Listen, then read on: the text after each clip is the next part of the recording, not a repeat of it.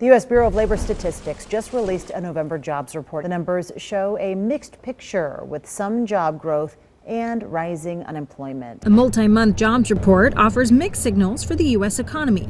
In November, employers added 64,000 jobs, down from September, but still beating expectations. A partial look at October, delayed by the government shutdown, showed a loss of 105,000 jobs. There's really no other way to slice and dice this than to say the nation's unemployment rate is rising and jobs creation is lackluster if present at all. And that means that the job market is essentially flat. So if you lived in a town with an industry that shed 1,500 jobs like clockwork every single month, would it be cause for alarm? And if a Wall Street economist who predicted the 2008 financial crisis came along and said that by the end of the year, our unemployment rate will be nearly double, would you listen? Because those two things have happened. My name is Steven. This is NLLV, No Lies, Lux Veritas, where we tie Vegas and the economy together. We got a lot to get into.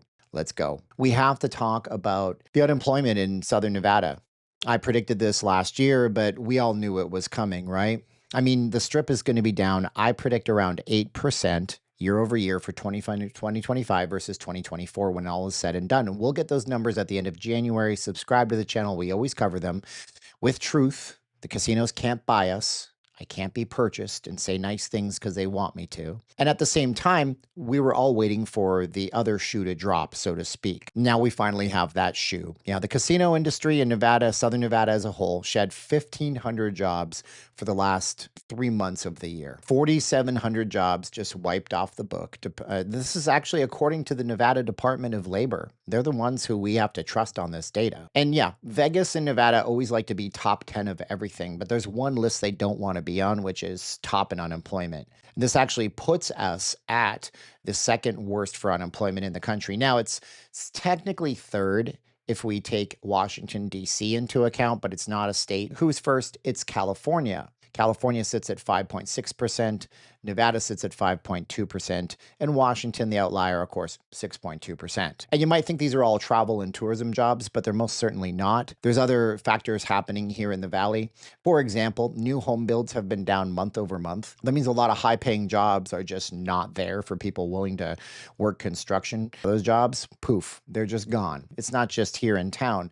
Vegas is the ultimate canary in the coal mine for the economy. If Vegas says there was a recession coming, there's probably a recession coming. And that's what's so scary about this. Because a guy named David Rosenberg, you don't know him, but you might have heard of the 2008 recession. Yeah, he completely predicted all that. He says that our labor market right now isn't just cooling, it's becoming completely frozen and going in the opposite direction. Now, you may not know this, but we actually had our unemployment rate nationwide jump to 4.6% in November. This is a definite uptick from earlier this year when in January it was 4%. And just today, the JOLTS job openings, which is an indicator that the government tells us about the labor market, that actually decreased, coming in cooler than expected. In Rosenberg, he expects unemployment to go as high as 6% by the end of 2026. These are panic level numbers where everything is in free fall. On top of that, what do we got? We got the government turning back on the money printers. We have inflation coming down, but people not able to afford the core things that they need to run their households. When people aren't buying stuff, manufacturers aren't making stuff. And when nobody's making stuff, people aren't buying stuff.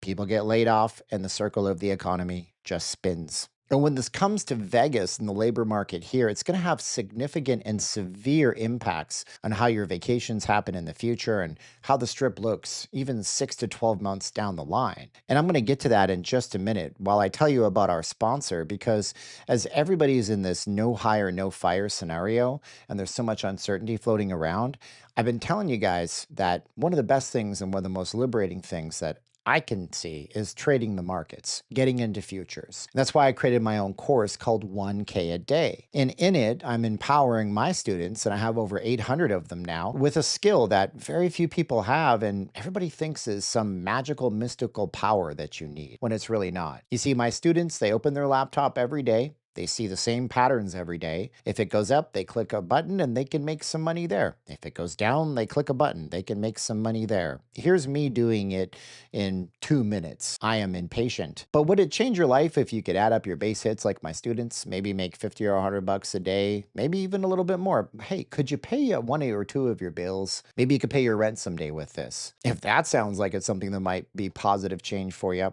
here's what I want you to do right now. I want you to click the first link in the pinned comment of this video. I want you to type HOT10 into the coupon code box. And I want to give you the course for a one-time payment. All you'll ever pay is $199. There's like 100 videos. I add more every single week. The course will probably never technically be finished. But I'm getting to the point where my platform's like, hey, you're hosting too many videos. You got to increase the price. We know you have all these students. So when the price goes up to $299 or $350, I can't give it to you for $199 anymore. So get in now, do something, or don't do anything. I don't know which way you're gonna go. And if you can't find the link and you can't find the code, then I don't know. There's other buttons to click in the course. It's probably not for you. But I'm looking forward to meeting you. Email me when you get in and you have access to my exclusive student email. Because if you're coming to Vegas, you're gonna see a stark change. Now look, it doesn't sound like a lot, but 5,000 jobs, mostly coming from a 5-mile stretch of road called Las Vegas Boulevard, is a pronounced difference in your quality of service level. So take, for example, the Excalibur. The Excalibur last year laid off all of their baggage porters.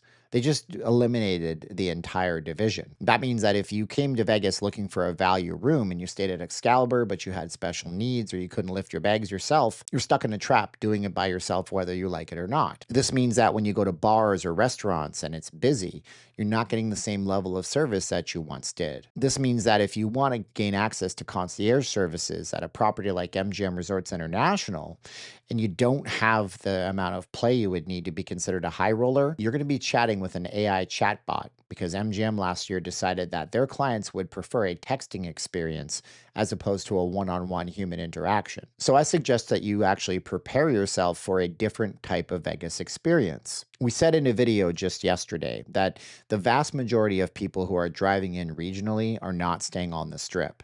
The numbers don't lie about that. I suggest you go check out the video, but the long and short of it is that as the drive-ins increase from California, Arizona, Utah, the amount of money being spent in locals off the Strip properties, they're pumping up. Now you might say, I'm flying into Vegas, I don't have a car. And I would say, yeah, but just make these few changes and have a better stay. Number one, try to stay during the middle of the week if you at all can. Make sure you're not booking at the same time that major conventions are happening because that's going to drive the room rates up, even if you're not staying on Las Vegas Boulevard. Number two, aim to stay at one of the off-strip properties. Stay downtown. These properties give you far better value for what you're getting. And unless you need to have that Bellagio experience, as somebody on the Strip when I was working timeshare once said, it's all the Bellagio when I close my eyes and go to sleep at night. That one hack will get you access to better prices, more services, a lack of resort fees, and you could actually rent a car to offset the charges that you would pay on the Strip versus staying off. Because the corporations that run Las Vegas Boulevard are stuck in a spiral.